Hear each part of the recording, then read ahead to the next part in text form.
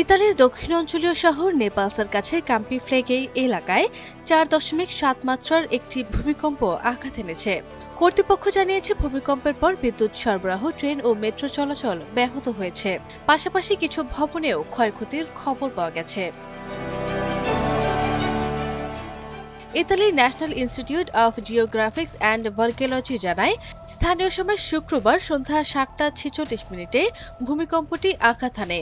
এর উৎপত্তি স্থল ছিল নেপলসের পশ্চিম কাম্পিফ্লোগের এলাকায়, ভূগর্ভের প্রায় 3 কিলোমিটার গভীরে।